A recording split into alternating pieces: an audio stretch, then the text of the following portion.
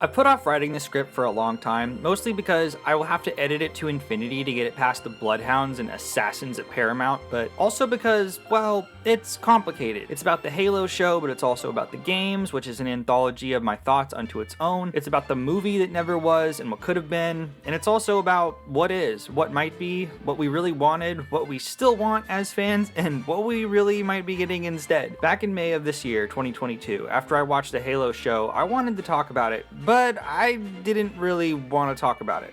Not actually. I needed to acknowledge what had happened, that it wasn't some kind of lurid fever dream, but I was not yet ready to absorb just how genuinely strange what I had seen truly was. It's not that TV has never been weird or bad before, it's that the Halo series is this unique blend of good and bad and strange and so confusing that it almost renders it classic television purely on the grounds of just how truly bizarre yet devastatingly boring it all somehow is. First off, let me say the quiet part out loud. The Halo community has not been in a good place for some time. Much of it is weird, toxic bullshit and anger. Some of it is valid, even constructive criticism and enthusiasm, even if it has to be viewed through a somewhat nihilistic clickbait prism. I'm not pointing any fingers. I literally engage in such behavior myself, ideally in this very thumbnail. Hey, would you look at that? Because that's the game. I think what I've learned from seeing Anthem fall, 2042 fall, and Halo Infinite fall is that the same wheels that accelerate excitement, anticipation, and positivity for something can be hijacked for negativity and destruction when the narrative turns. And Halo, as a community of fans, arguably even as a brand at large, is struggling with public-facing toxicity. From the poor reception to the games, some fair, some weird, get help, to the strange reception to the show, the vibes have been pretty bad for a while. Maybe even longer than most of us wanted to accept, honestly. I love Halo. I love the games, the books, the assorted other media forms into which the franchise has ultimately been distilled. I'm not gatekeepy about any specific era, even if I have personal favorite titles, and I like Infinite. I've played way more Infinite than any adult man should have played at this point, but I enjoy it. It's good fun if you're comfortable playing Big Team and Fiesta just to get a laugh or two with friends. But regardless, the reception for Infinite turning icy coinciding with the show, coinciding now with major turnover, 343 has put the franchise in a kind of strange spot. More content is coming for a game people have already seemed to move past largely, but even that's far on the horizon. The Halo series itself has been renewed and showed some promise during the finale, leaving growth for Season 2 to expand on the foundation of the Silver timeline, but it feels like after an outpouring of content this year in the form of a game, Season 1 of the series, and a book over the past year or so, Halo is entering a wilderness, and much silence from 343 seems yet to come. And I've been pondering a proxy for the Halo show as a comparison to understand it for myself and to explain it for others for some time, and none of the contemporary game-to-film adaptations really seem to fit the mold. The Halo series is not the schlock that the Doom adaptation is, nor is it as campy and iconic as the Street Fighter or Mortal Kombat films. It has impressive technical aspects and occasionally inspired design all its own to be sure, but none of those comparisons seem to fit quite right to me. Some might point to the Resident Evil films, or maybe even Mark Wahlberg's Max Payne. Good God. Still not there, but then it hit me. The eyes of the world are on Hope Plaza today, as the 10th pilgrimage prepares to depart for Terra Nova. I won't go without Dad. Go with your brother. He will find a way.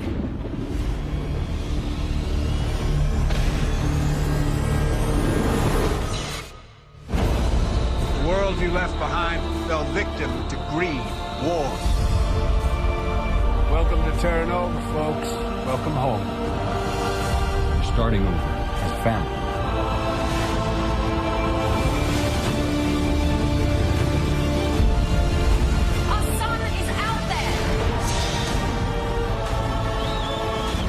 Bring him back. I will.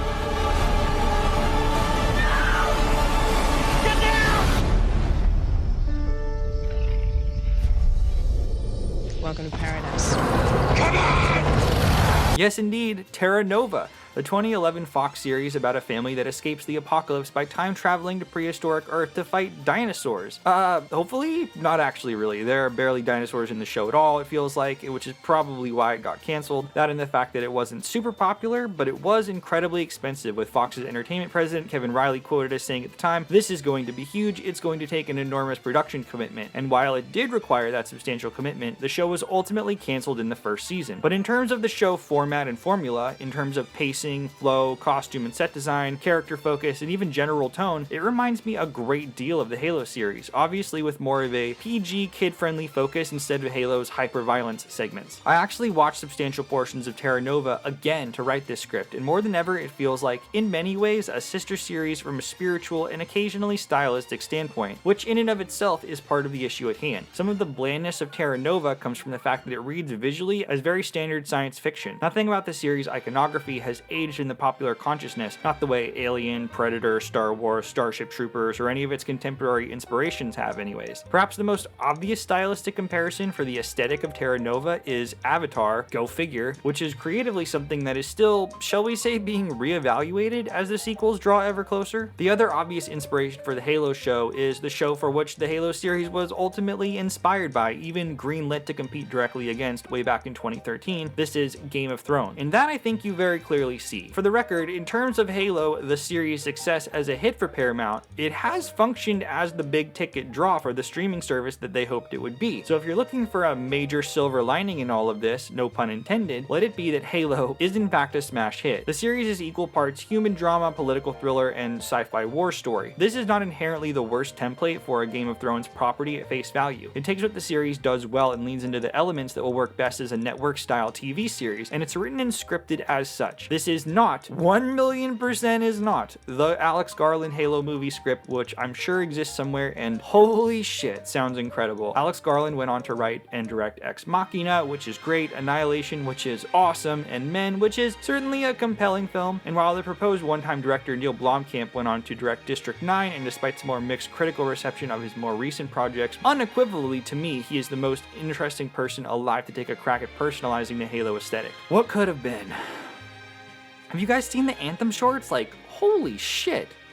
So when I watch the Halo series, that's not what it wants to be. That's not the kind of story it wants to tell. The Halo show starts off with a movie star, and let me just say that Pablo Schreiber is the fucking GOAT. I am a huge unabashed American Gods fan, and he has an absolutely deranged mini arc across multiple seasons of Law & Order SVU as essentially Mariska Hargitay's Joker, just deeply unhinged stuff. Pablo is absolutely the perfect choice to play the Chief. His selection as lead is fundamentally the hook of the show, and he embodies the physicality, the scale, and the motions that make him feel like the best acting choice they could have possibly picked. When he bothers to wear the helmet and do the Halo things, Pablo is the perfect Master Chief. And I will not be critical of the show to any measure without acknowledging what a deeply inspired casting choice he truly is. If I feel like the show absolutely nailed one thing, it's Pablo. It's not his fault they got weird with it, but it's also why they wanted to take the helmet off so much. Pablo is the big star, a big star in general, a Hollywood celebrity, and while everyone screams now that The Mandalorian is great and Pascal wears his helmet, one, this show was written and devised long before The Mandalorian made that feel like an obvious stylistic choice, and two, Pablo is a big, hot, sexy, expensive movie star, and they want to show him off. Conventional marketing wisdom says, show the beefcake, and I get it. I absolutely, utterly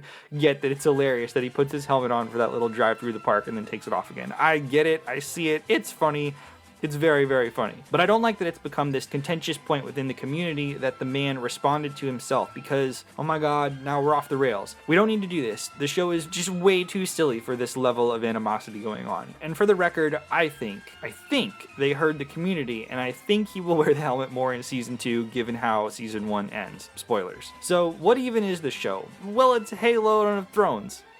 Sorry, that was offensive and juvenile. Pitching the show to a network, I'm sure no matter how interested they are in the Halo stuff as a selling point, they are equally interested in the hot actors and actresses they can put on the fucking poster. So we have those stories, for mostly worse. Now here's the thing, the real criticism of the show. It doesn't seem to specifically borrow much of the iconic visual style from the games or lore. You've probably heard this phrased in a more general sense as, it doesn't feel very Halo. And no, it doesn't feel very Halo most of the time. Except when it does, and then it's perfect. The intro where the suit, the Infinite style design manifests around Chief, that's incredible. I absolutely love that portion. But it's borrowing such a specific look only some of the time. Despite being a Covenant spy, the main adversary doesn't use any recognizable Covenant weapons or technology. Yes, they do use a needler at one point technically, I know that, and it's great, more of that please. But to the contrary, she has these weird worm things that seem like they are kind of inspired by the Flood, but Arnott and finger lasers, I guess. It's not even necessarily that this is bad, it's just that it doesn't feel like the Covenant, and it's strange. Probably the most egregious example of this kind of change not necessarily being bad, but just a major departure from the source material, is where Cortana, instead of being inserted into Chief's suit via USB or whatever hardware device, you know, something the player can hold X to pick up and slot into the helmet, something tactile, she winds up being a... Hang on a sec, what? Cortana is the brain matter of an illegal Dr. Halsey clone, seemingly liquefied into a needle and then injected directly into Chief's brain. What? Why? I mean, okay, it's more sci-fi, or like, I don't know. I think that the defense of many of these choices would be that the world of the Silver Timeline of the show is slightly more high-tech than the games are, and that's, I mean, it's fine, I guess. It's just weird. It kind of works in terms of the technology of the show later on, but it's just one of many areas where the show feels like a deliberate departure from the source material, and it really doesn't have to be. And that's the thing. That's why it doesn't really feel like a Halo show anytime it's not showing a Spartan on the screen. It feels like a different sci-fi universe entirely. And again, this isn't specifically a criticism, not really. Adapting a Halo screenplay, giving it the feel of its own universe and timeline, can give much needed artistic leeway to the people who are trying to design this. But if you told me that the Halo show started as something else entirely, I wouldn't not believe you, and given how many rewrites apparently took place, holy shit, 265? Yikes. There's no way that isn't the case. It's why Halo reads like Season 3 of Altered Carbon anytime Master Chief isn't on screen. I don't think my disappointment stems from feeling like the Halo show is bad, it's from feeling like there isn't nearly enough of the Halo stuff in the first season to even call it a Halo product. So let's talk about the good stuff for a second. There are a few great scenes in the first season that I think warrant real validation as being quality, even properly adoring of the source material. Master Chief hijacking vehicles, thumbs up. Gravity Hammer brute shenanigans, thumbs up. Grunt saying cheeky shit, thumbs up. Dicky grenades, rocket launchers, sniper rifles with the appropriate sound effects, that's some good shit. It's visually distinct from the games, but it uses those iconic sound effects to good use and looks pretty cool and reads as Halo. I would watch this show. I did watch this show. I have also watched this show and this show.